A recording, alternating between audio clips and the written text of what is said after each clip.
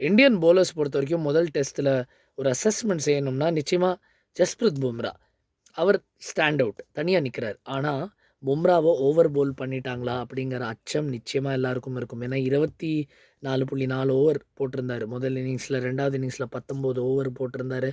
So, அவர் ஏற்கனவே 3 test matches ஆடுவாரு அப்படிங்கிற நிலையில, இது வந்து ரொம்ப கவலை அளிக்கக்கூடிய ஒரு விஷயம். சிராஜ் ரொம்ப ரொம்ப பிரமாதமா ட்ரை பண்ணாரு. அண்ட் ஒவ்வொரு முறையும் அவர் விக்கெட் எடுப்பது போல காட்சி அளித்தார்.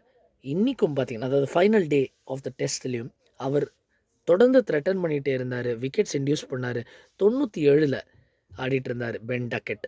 அப்போ அவுட் ஆகுறதுக்கான ஒரு வாய்ப்பு கிரியேட் பண்ணாரு. அப்பவும் யஷஸ்வி ஜெய்ஸ்வால். இந்த முறை டீப் ஸ்கொயர் லெக்லேருந்து வந்தாரு. ஓடி வந்தாரு. கேட்ச்க்கு வந்துட்டாரு. கேட்ச விட்டாரு. ஸோ சிராஜ் அற்புதமா போட்டாரு.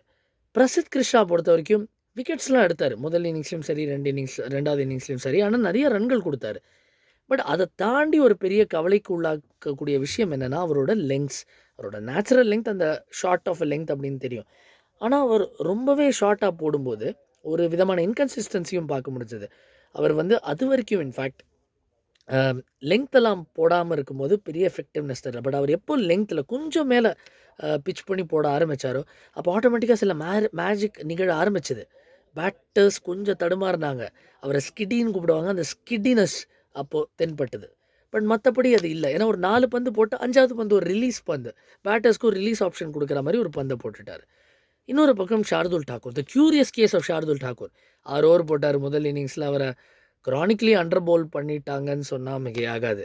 அதுக்கப்புறம் 2வது இன்னிங்ஸ்ல அவருக்கு ஒரு ஒரு மேஜிக்கல் ஃபேஸ் ஒண்ணு அமைஞ்சது. பேக் டு பேக் விக்கெட்ஸ் எடுத்தாரு. ஹாரி ப்ரூக் முதல் பால்ல அவுட் ஆனாரு. அதுக்கு முன்னாடி டக்கெட் அவுட் ஆக்கினாரு.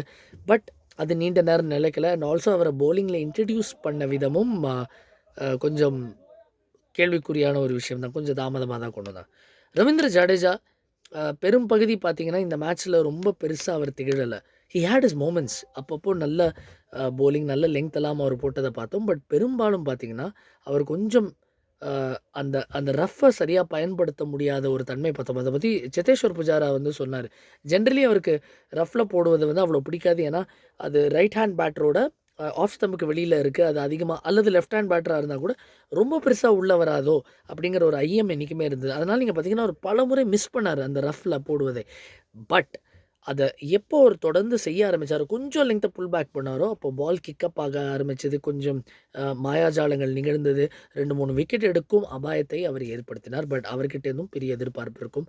அடுத்த மேட்ச்ல காம்பினேஷன் மாறலாம். அதற்கான வாய்ப்புகள் இருக்கு. தொடர்ந்து பேசுவோம் இன்னும் வர வீடியோஸ்ல.